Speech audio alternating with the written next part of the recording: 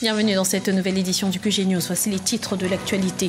Guillaume Soro n'est plus visé par un mandat d'amener en France. Le président de l'Assemblée nationale ivoirienne bénéficie d'une immunité diplomatique. Le président rwandais Paul Kagame hausse le ton à l'égard de la communauté internationale. Il dénonce une ingérence dans les affaires de son pays. Et puis les côtes sénégalaises rongées par l'océan. Chaque année, la mer avance de 1 à 1,33 mètres. Une érosion côtière qui représente un frein à la croissance économique du pays. Mais avant de développer ces titres, regain de tension au Sud-Soudan. Des groupes armés se sont violemment affrontés ce mardi à Yombio, la capitale de l'État d'Équateur occidental dans le sud-ouest du pays, faisant craindre une étendue de la guerre civile jusqu'à cette zone jusqu'ici épargnée. Selon des médias locaux, les combats opposeraient des soldats gouvernementaux à une milice appelée Arrow Boys qui aurait décidé de rejoindre les rangs de la rébellion fidèle à l'ancien vice-président Riek Machar. Ces avocats auront finalement eu un gain de cause. La juge d'instruction française Sabine Kéris a levé ce mardi le mandat d'amener visant Guillaume Soro, président de l'Assemblée nationale ivoirienne. On fait le point tout de suite avec Déogracias Podo. Suite à la protestation des autorités ivoiriennes en réponse au mandat d'amener émis contre Guillaume Soro, l'actuel président de l'Assemblée nationale ivoirienne, la justice française fait volte-face. La juge d'instruction, auteur du mandat, a reconnu mardi 8 décembre 2015 que Guillaume Soro était l'un des représentants officiels de la Côte d'Ivoire à la conférence de Paris sur le climat et qu'il bénéficiait du statut diplomatique. La Côte d'Ivoire estime que le mandat d'amener qui a été émis par le juge d'instruction, vice-présidente du tribunal de grande instance, Mme Kéry Sabine, viole totalement, premièrement, les coutumes et la pratique diplomatique, viole également le traité de coopération, les accords de coopération qui unissent nos pays depuis 1961 en matière judiciaire, ainsi que les traités internationaux auxquels nous sommes tous soumis. L'État de Côte d'Ivoire avait adressé un courrier de protestation fustigeant la procédure enclenchée contre l'ancien Premier ministre Guillaume Soro. Il estime que celle-ci est une violation des accords de coopération judiciaire entre les deux pays. L'officiel ivoirien jouit d'une totale immunité en raison de son statut et donc dans ces conditions, aucun mandat ne devrait être émis à son encontre. Le séjour du président de l'Assemblée nationale se fait sous mandat de représentation émis par le président de la République. Aucun mandat ne peut être émis à son encontre. Nous, notre objectif, c'est de faire en sorte que le respect mutuel existe et que nous puissions respecter les pratiques et les tests qui nous lient. Depuis plusieurs mois, la justice française a manifesté son souhait d'entendre le président de l'Assemblée nationale ivoirienne dans le cadre d'une plainte déposée par Michel Gbagbo, le fils de l'ancien président ivoirien Laurent Gbagbo. Pour les avocats de Guillaume Soro, ce dernier va porter plainte à son tour pour dénonciation calomnieuse.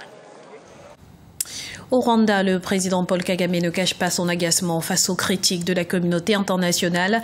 Faisant référence à la modification de la Constitution, il dénonce une ingérence dans les affaires de son pays. Explication avec Gladys Mwamba.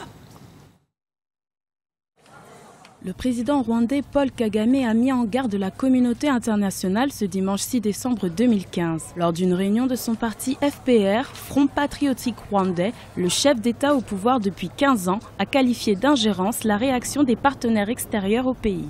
Nous pouvons être bons amis, nous pouvons convenir d'être en désaccord, mais la limite est lorsqu'il est question des intérêts des Rwandais. Ils nous disent que nous devrions avoir le droit de faire nos propres choix, mais nos propres choix sont par la suite définis comme des manœuvres. L'adoption du projet de révision constitutionnelle du 17 novembre 2015 par le Parlement fait débat sur la scène internationale. Cette modification, si elle aboutit, autoriserait le chef d'État à se présenter à l'élection présidentielle de 2017 pour briguer un troisième mandat. Les États-Unis menacent par ailleurs de revoir leur coopération avec le Rwanda s'il se maintient au pouvoir après 2017. Ce n'est pas la première fois que le président rwandais Kagame dénonce l'ingérence de la communauté internationale dans les affaires du Rwanda. Ça se fait assez fréquemment quand il s'agit de critiques, par exemple, des droits de l'homme ou de la démocratie. Mais ce qu'on peut dire, c'est que le Rwanda s'est donné les moyens de fustiger la communauté internationale parce que même en réduisant les aides, le Rwanda arrive, disons, à redémarrer, à se construire. Pour les autorités rwandaises, cette révision serait le fruit d'une initiative populaire. Environ 3,7 millions de Rwandais auraient signé des pétitions demandant le maintien au pouvoir du chef d'État. Pour le président, la réponse finale sera celle du peuple lors du référendum fixé les 17 et 18 décembre 2015. Le président guinéen Alpha Condé prêtera serment le lundi 14 décembre 2015, un événement qui sera marqué par 2 discours, celui du président de la Cour constitutionnelle et celui du président Alpha Condé. À noter que la cérémonie d'installation officielle marquant le début de son second mandat aura quant à elle lieu le 21 décembre. Une commission nationale d'organisation a été créée pour l'occasion. Le Conseil supérieur judiciaire du Ghana n'y est pas allé de main morte. 20 magistrats pris en flagrant délit de corruption ont été limogés ce mardi. Une affaire qui fait grand bruit dans le pays. On les détaille avec Birama Saounera. Ils sont au total 20 juges à être limogés par les autorités ghanéennes. Motif évoqué, la corruption. Ces magistrats ont été filmés par un journaliste ghanéen en train d'accepter des pots de vin pour délivrer des jugements de complaisance. Après leurs auditions devant un conseil de discipline, la sanction n'a pas tardé. Ils ont été radiés de la magistrature. Je crois que les autorités ghanéennes qui, après avoir réussi à asseoir une bonne démocratie, doivent donner quand même des gages, des signes de bonne volonté, non seulement aux partenaires de développement, mais aussi à leur population. Je crois que s'ils parviennent à prendre la main dans le sac ces juges en train d'accepter des pots de vin, de les montrer en exemple et surtout de les sanctionner, je crois que cela ne peut qu'aller dans le sens d'une bonne gouvernance. Mais que la volonté soit sincère. C'est-à-dire qu'il ne faut pas seulement que cela se résume à un effet d'annonce.